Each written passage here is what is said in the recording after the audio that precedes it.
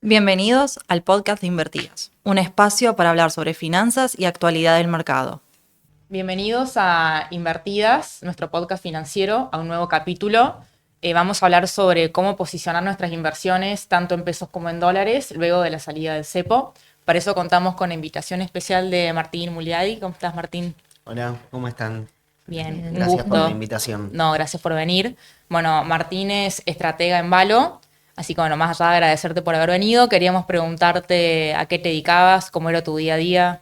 Bueno, antes que nada, gracias por la invitación a este espacio. Bueno, como dijiste vos, la realidad es que mi puesto es de estratega y básicamente lo que hago es asesoramiento a clientes y también a clientes internos, digamos, a gente incluso dentro del mismo banco sobre eh, actualidad económica y demás, pero siempre con un foco de mercado. O sea, decir, bueno, la economía está básicamente por este lado, o yo veo que va a pasar tal y tal cosa, y a partir de ahí, bueno, dónde invertimos, dónde ponemos Bien, los pesos y demás. bien, Básicamente ese es bárbaro. Bueno, Buenísimo. interesante, interesante a lo que te dedicas.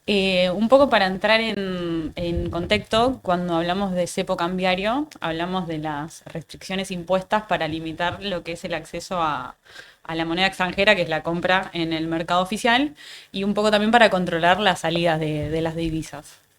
Además, para contar un poco de historia, el cepo se implementa allá por el 2011 con el gobierno de Cristina Fernández a fin de evitar la fuga de capitales y frenar el aumento del billete estadounidense. ¿Por qué? Porque un aumento en el dólar impacta directamente en los precios, empujando la inflación. Luego, por allá en el 2015, Mauricio Macri levanta el cepo en inicios, digamos, de su mandato, pero después se ve obligado volver. no obligado, sino forzado a reinstalarlo. Sí, y tuvimos a Cristina Macri, bueno, al inicio de la gestión de Javier Milei también teníamos cepo, y al medio, con Alberto Fernández, lo que hizo fue ponerse un poco más duro el cepo, que se implementó el impuesto país, que fue derogado en diciembre, y después la percepción de impuesto a las ganancias, que hoy por hoy, digamos, están todos eliminados, pero bueno, también fue una medida para poder controlar las reservas del Banco Central. Y además, perdón, Sí. hubo otra cosa de que, sobre todo en la gestión de Alberto, se puso cepo sobre el cepo, porque inicialmente el cepo es sobre el tipo de cambio oficial, para que no haya Exacto. movimientos del oficial. Después le pusieron a poner cepo al tipo de cambio libre, al contado con liquidación. Entonces, Exactamente. eso generó que la brecha se vaya a niveles muy Sí, altos. está ahora claro. Bueno, y acá estamos, 14 Y años acá después, bajo un nuevo esquema. Por eso es cuando, a ver, ¿cómo es tu opinión en cuanto a los cambios importantes económicos y financieros Bien. post salida?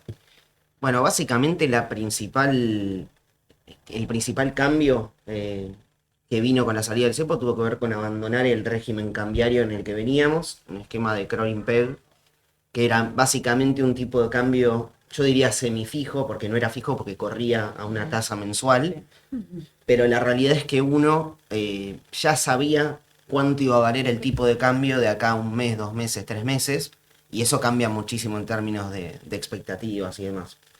Lo que terminó pasando es, bueno, con la salida del cepo se abandona ese esquema cambiario de crawling peg y pasamos a un esquema como el actual, que es un esquema de flotación entre bandas, ¿no? Básicamente lo que hizo el gobierno es decir, bueno, entre las bandas, puso dos bandas, 1400 y 1000 inicialmente, y entre las bandas el tipo de cambio flota, se determina enteramente por el mercado. Bien. Lo que tiene de particular este esquema, que quizás el mercado no lo esperaba tan de esa manera, es primero el ancho de las bandas de 1000 a 1400 es un espacio bastante Amplio. más amplio de flotación del que quizás esperaba el mercado. Y la otra cuestión es que las bandas son divergentes, es decir, la banda superior, ese 1400, se actualiza a un 1% mensual hacia arriba, el 1000 se actualiza un Hacia 1% abajo. hacia abajo. Entonces lo que da la pauta es que en el largo plazo, digamos, en el mediano plazo, lo que espera el gobierno es que eventualmente, si el orden macro se sostiene y demás, el tipo de cambio ya sea prácticamente libre, ¿no? De todos modos, no hay ningún país en Latinoamérica que tenga tipo de cambio libre propiamente dicho. Todos van a un esquema más de flotación sucia, digamos. Te hago una consulta, ya que mencionás el tema de la flotación sucia. Entiendo que está el libre, Ujú. lo que es la flotación limpia y la sucia. ¿Cuál es la diferencia principal entre las dos? Bien. Básicamente cuando hablamos de flotación libre es el tipo de cambio justamente determinado enteramente por el mercado y un banco central que no interviene en ese mercado. Flotación sucia, que, insisto, es lo más parecido, es lo más común, sobre todo en países vecinos, en Brasil, en Chile y demás. Flotación sucia es decir, bueno, yo dejo que el tipo de cambio flote, pero si veo movimientos, Podés podés intervenir. intervenir en momentos de volatilidad. Esa es un poco la cuestión. De hecho, el Perfecto. año pasado, el real, que a priori, el real es la moneda de Brasil, que a priori tiene un esquema de tipo de cambio libre. Cuando el real se fue arriba casi, sí, se fue arriba de 6, el Banco Central salió a intervenir. Entonces ahí nos dimos Sí. cuenta, bueno, Sí, evidentemente. o sea, ya atendemos a eso y como decías vos, bueno, ahí tenemos un gráfico para mostrar y explicarlo de otra forma. Ahí está.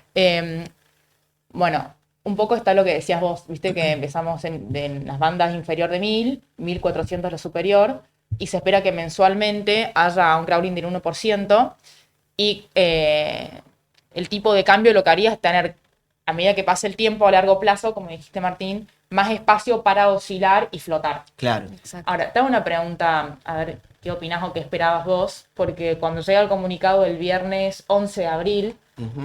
no sabíamos cómo íbamos a prender la luz el lunes. Claro. Hubo un salto aproximadamente del 11%. Para vos, ¿era algo esperable? ¿Esperabas un tipo de cambio más alto? Honestamente, y no lo digo solamente yo, sino que era un consenso de mercado, esperábamos que inicialmente el tipo de cambio salte, pero que después, por el propio esquema cambiario, tienda más hacia el piso de la banda que hacia el techo. Bien. De Claro. hecho, un poco pasó eso, ahí lo pueden ver en el Sí, gráfico. en el gráfico. Arranca en 1200, después se va para abajo y también hubo cuestiones de que el gobierno en el medio anunció medidas y demás que influyeron en la expectativa del mercado sobre el tipo de cambio. Perfecto. Pero, de hecho, cuando uno ve la salida o también pregunta a los que vivieron en ese momento la salida del cepo de Macri, que tenía un par de diferencias, pero la realidad es que son bastante parecidas, también fue igual. O sea, el tipo de cambio suele arrancar arriba y después la propia dinámica te va Sí, llevando. tiende a normalizarse. Claro. Perfecto. Martín, te hago una consulta. Estamos en una época del año que se caracteriza por la liquidación de exportaciones y además, bueno, ya hace unos pocos días el FMI nos da un poco más de espacio para cumplir con el target de reservas en torno al acuerdo de abril, ¿no? ¿Qué pensás que va a pasar con el tipo de cambio bajo estas circunstancias? Ok. A ver, hay una cuestión de que el gobierno tiene que acumular más o menos 4.000 millones de dólares para cumplir con las metas que impuso el Fondo Monetario. Inicialmente lo interesante es que cuando uno leía lo que era el Staff Report del FMI, que es básicamente el documento Sí. que publica el FMI en el cual dice, bueno, los detalles de qué conlleva este acuerdo en del términos acuerdo. económicos. Ujú. El fondo lo que decía es, está bien, en el esquema cambiario, si el tipo de cambio se va al techo, el gobierno tiene que vender dólares y absorber pesos. Si se va al piso de la banda, el gobierno compra dólares y emite pesos. Pero en el medio, el gobierno, y lo decía el propio FMI y el mismo gobierno en el comunicado que comentaba Sofi del Banco Central, las dos cosas coincidían en que en el medio de la banda el gobierno podía intervenir y de hecho era deseado que intervenga.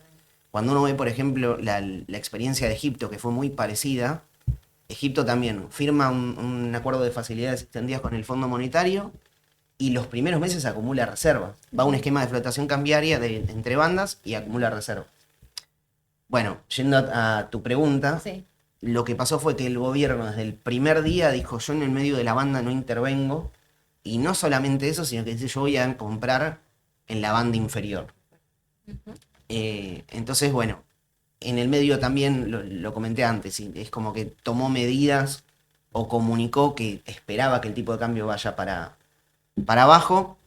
Entonces, yendo al nivel de dólar que podemos esperar, la realidad es que, bueno, justamente estamos en un esquema de flotación. Sí. Entonces, más en un país como Argentina es difícil. Pero sí es como vos decís, la liquidación del agro hasta mayo, hasta junio y hasta inclusive julio en menor medida, pero hasta junio es bastante fuerte, estacionalmente es bastante alta, entonces vas a tener una oferta en el MULC que es el mercado de cambios, vas a tener una oferta importante ahí, entonces debería tender para abajo. Para abajo. En el medio también tenés, que es un año electoral, Exacto. tenés volatilidad y, si quieren lo hablamos después, pero ahora le abrimos la ventana al minorista, a cualquiera de nosotros que podamos comprar. Entonces eso puede Se ser pueden una acceder, demanda digamos, libremente. libremente. al dólar. Que esa era la diferencia sustancial respecto a previa a la salida del cepo.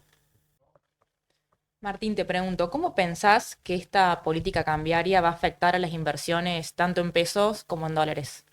Bien, antes que nada, quiero hacer la aclaración de que cuando yo hable de recomendaciones de inversión y de mi view macro, estoy hablando, o sea, las opiniones son personales, no Perfecto. necesariamente coincidan con la visión que tenga Banco de Valores, que es el banco en el que, Bien, bárbaro, en el que buena trabajo. aclaración. Eso, Bien. entre paréntesis. Bien.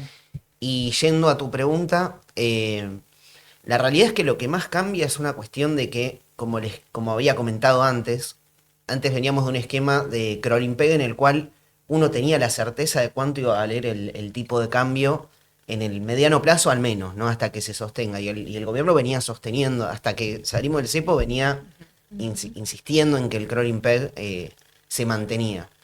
Entonces, el hecho de que ahora tengamos más volatilidad en el dólar hace que uno tenga que pensar más en que si prefiere posicionarse en pesos y hacer tasa, básicamente el carry trade del Sí. que tanto se escucha, o si prefiere posicionarse en dólares y apostar a inversiones en dólares. Respecto de las inversiones en pesos, en lo que más afecta, en mi opinión, es que gran parte de la desinflación que tuvimos el año pasado, que es un proceso exitoso de desinflación que bajó muy rápido y más rápido de lo que esperaba el mercado también, Sí, tuvo- y que sigue pasando hoy por hoy, digamos. tal cual.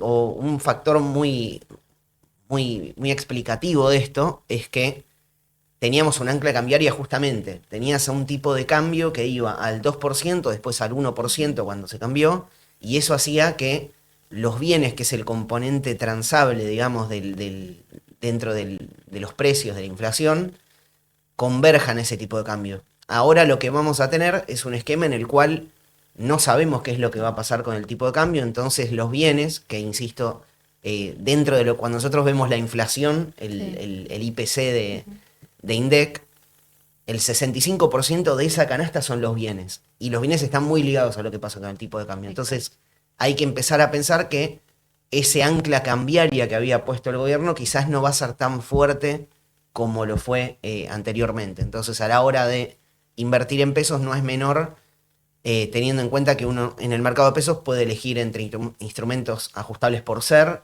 que son instrumentos ajustados por inflación, o instrumentos a tasa fija, ¿no? Entonces, Perfecto, dado que justo mencionaste los instrumentos ajustables por SER, ¿cuál es tu opinión respecto a las expectativas de inflación que están priceadas en el mercado? ¿Cómo ves ese sendero? bueno, buena pregunta. La realidad es que el mercado, ahí tenemos un gráfico que traje que quizás es un poco más claro. Sí. Esas son básicamente las inflaciones implícitas en el mercado, ¿no? O sea, la inflación, para decirlo más resumidamente, la inflación un poco esperada por el mercado. Entonces lo que vemos ahí es que el mercado es realmente bastante optimista respecto, o sigue optimista respecto al proceso de desinflación. Para que tengan una idea, en 2025 esos niveles son compatibles con una inflación para todo 2025 en 25% anual. Y para 2026 estamos hablando de inflación del 13% interanual, que es 1% mensual. Entonces, a la hora de invertir a la hora de hacer inversiones en pesos, lo que uno tiene que pensar es que si uno piensa que la inflación va a estar por encima de esto, le conviene posicionarse en bonos ajustables por SER. Sí, para poder capturar, digamos, este aumento inflacionario. Exactamente.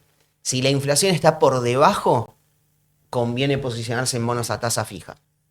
Si la inflación termina siendo exactamente esa que ven en el gráfico, un inversor está indiferente entre colocarse a tasa fija o colocarse a inflación. Perfecto. Tincho, ¿este gráfico es producción tuya? Sí, es producción mía para uso interno del banco, pero sí. Perfecto. Buenísimo. Entonces, yendo a la pregunta, la realidad es que yo creo que la inflación va a seguir bajando, pero puntualmente trabajo con un escenario un poquito más alto de inflación, entonces prefiero el posicionamiento en bonos ajustables por inflación, en bonos SER. Bien. Bueno, Martín, para continuar, producto del levantamiento del cepo, observamos que los inversores están migrando sus operaciones hacia lo que es el mundo hard dollar. Si hablamos de bonos corporativos y soberanos en dólares, para vos, ¿cuáles serían los más atractivos? Bien. Dentro de lo que es soberanos hard dollar, a mí me gusta puntualmente lo que es la parte corta de la curva de rendimiento. O sea, sería como los bonos de menor riesgo, menor duration, lo que se dice en la jerga, de menor plazo. Básicamente porque cuando uno ve la curva de rendimientos de Argentina y la compara con lo que rinden países con rendimientos similares, la diferencia que vemos es que, por ejemplo, en el caso de Egipto o de Nigeria, que son los países que rinden parecido a nosotros, tienen la parte corta de la curva rindiendo menos. Que rinda menos, básicamente, quiere decir que los bonos cortos están más caros proporcionalmente. Que aumenta el Claro, valor. que los bonos cortos de Argentina. Entonces, si uno piensa que las cosas van a seguir saliendo bien y que Argentina va a mejorar, va a seguir con los fundamentos macro que tiene, que la realidad es que son buenos hoy desde una perspectiva de mercado, uno podría pensar que deberíamos ir a una curva de rendimientos parecida a la que tienen los países que les comentaba, los comparables. Y en ese escenario, si uno pasase a tener una curva de rendimientos parecida a ellos, los bonos que mejor performarían o que más retornos darían serían los cortos. Y puntualmente dentro de la parte corta de la curva, a mí me gusta el L30, que es un bono en legislación local, a diferencia de un GD30 que es bajo legislación internacional. Hoy el mercado lo que tiene es que está pagando o le está dando mucho valor a lo que está implícito en el mercado, ¿no? Que le está dando más valor a lo que es la legislación internacional. Hoy en día, para que tengan de referencia, la L30, que es bajo legislación local, vale 3% menos que un GD30. Son el mismo bono, exactamente el mismo bono, uno con legislación internacional y otro con legislación local. Entonces, la realidad es que me parece que ese 3% es excesivo, entonces prefiero el posicionamiento en AL30. Claro. Y respecto de corporativos, a mí puntualmente me gustan más los soberanos que los corporativos, pero en este contexto la realidad es que priorizaría buen créditos corporativos, más allá de que no tienen tasas tan atractivas. De hecho, en gran medida rinden más que el soberano. Rinden menos que el soberano, valen más que el soberano. Entonces prefiero el posicionamiento en soberanos. Si quisiésemos posicionarnos en corporativos, elegiría buen crédito, un YPF o un Pampa y demás. Buenísimo. Y siguiendo con los soberanos, vimos que bajó el riesgo país y se traslada una mayor confianza por parte de los inversores en la economía argentina. ¿Cuál es la relación riesgo país-soberanos? Perfecto. A ver, cuando uno habla de riesgo país, en términos, para decirlo de una manera sencilla, Sí. lo que habla es de cuánto es el spread de rendimiento de un bono argentino respecto a lo que rinde un bono estadounidense que es considerado libre de riesgo. Entonces, cuando uno habla de rendimientos, mientras más alto sea el rendimiento, menor es el precio. Entonces, si uno tiene un rendimiento mayor por sobre lo que rinde un bono estadounidense, quiere decir que el mercado Pide más. pide más rendimiento o valora menos tus bonos porque baja el precio y sube el rendimiento. Entonces, cuando uno habla de riesgo país, habla de cuántos puntos porcentuales rinde por encima un bono argentino respecto de un estadounidense. Claro, El cálculo es un poco básicamente lo que le va a exigir el inversor al país para Tal poder cual. comprar su título. Claro. Tal Y cual. ahí está una pregunta, porque hablábamos recién de países como Nigeria, Egipto, para traerlo un poco más a lo que es local. Bien. ¿Vos podrías comparar los bonos argentinos con lo que es Latinoamérica, tipo Colombia, Chile, Porque, por ejemplo, hoy por hoy estamos viendo que rinden aproximadamente un 11%, un 10%, y en comparación con Chile, Uruguay, que están entre el 4, 5, Colombia, que está entre el 6 y 8, ¿pensás o ves alguna proyección de los bonos argentinos que puedan tener el rendimiento similar a otros países de Latinoamérica? A ver, honestamente en el mediano plazo no lo veo, no lo veo yendo tan rápido a los rendimientos argentinos hacia los de Chile o Bien. los de Brasil, básicamente porque tienen una estabilidad económica que Que nosotros todavía no la logramos. no la logramos. Estamos en Entonces, desde un punto de vista de un inversor extranjero, es lógico que valoren más los bonos de Chile o de Brasil, que como decías vos, Brasil está rindiendo hoy, tiene un riesgo país de 200 puntos, Chile 120, Estamos en 6, y nosotros estamos clavados en 650. Sí. Y es lógico. Eventualmente, si seguimos por este Podría camino, verlo como una buena inversión a muy largo plazo, Tal esperando que comprima, nivelándose con países yo como soy Colombia, por lo positivo, menos. claro, yo soy positivo en que vamos a ir comprimiendo. Ahora, no creo que vayamos a rendir lo que rinde Brasil en un año, un año. Exacto. honestamente. Y hablando de las empresas, a diferencia de las personas físicas, ¿podemos ver que aún tienen algún tipo de restricciones? Bien, la realidad es que el gran parte, o diría casi la totalidad del levantamiento del cepo fue para personas físicas, o sea, para el minorista.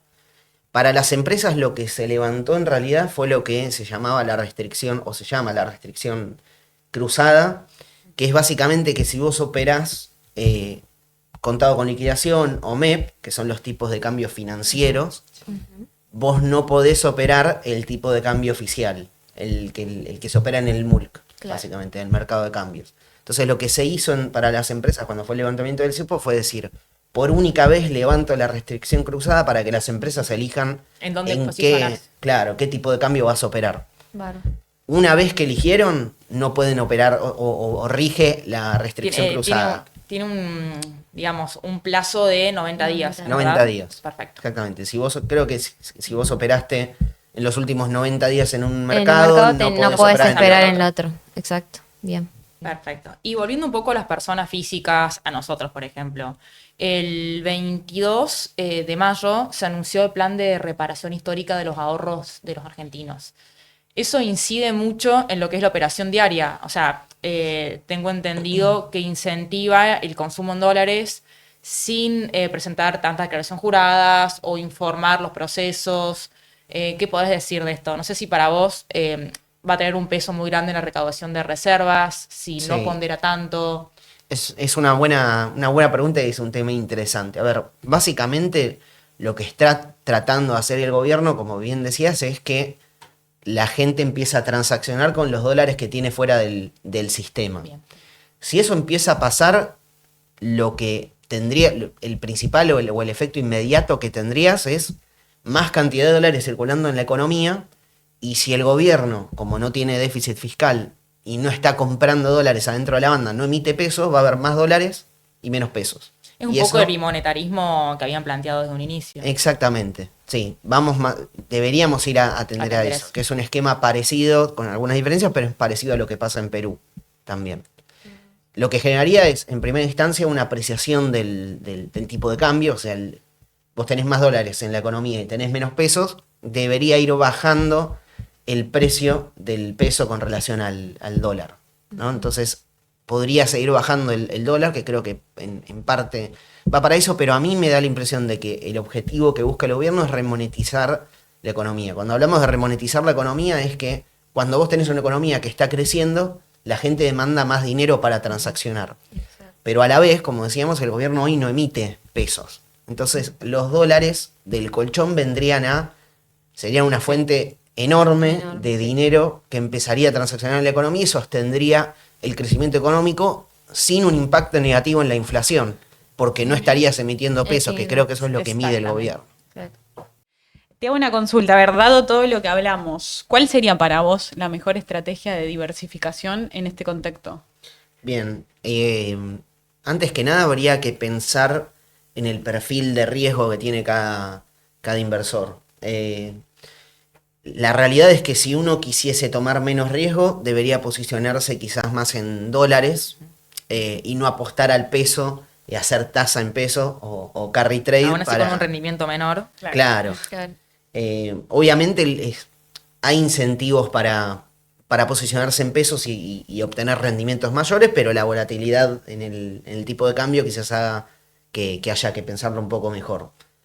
Yo honestamente prefiero, obviamente dependiendo de del perfil de riesgo de cada uno, para inversiones con menor riesgo directamente recomendaría estar posicionado en dólares, sobre todo teniendo en cuenta que es un año electoral y puede haber volatilidad. Pero la realidad es que también los rendimientos en pesos son atractivos y hay incentivos a hacer tasa. Yo honestamente recomendaría más ponderar las posiciones en dólares, sobre todo, insisto, considerando que es un año electoral y que son estresantes en términos de mercado. Pero de todas maneras también creo que el gobierno tiene herramientas como para ir controlando el dólar y que eventualmente las inversiones en pesos pueden ser rentables. Entonces, dependiendo del perfil de cada uno, quizás hacer un 60% en dólares y un 40% en pesos, o 70 en dólares, 30 en pesos, pero siempre dependiendo de cuál es el riesgo al que uno quiere estar expuesto. Excelente, bueno, te agradecemos haber venido y la verdad que fuiste muy claro al momento de responder las preguntas. Gracias. Muchas gracias a ustedes por la invitación. Este podcast es solo con fines educativos e informativos. Ningún contenido mencionado aquí debe interpretarse como una recomendación de inversión, compra o venta de activos. Las opiniones expresadas son personales y no constituyen asesoramiento financiero alguno. Para cualquier consulta, no duden en comunicarse con nosotras a través de nuestro correo, invertidaspodcast@gmail.com.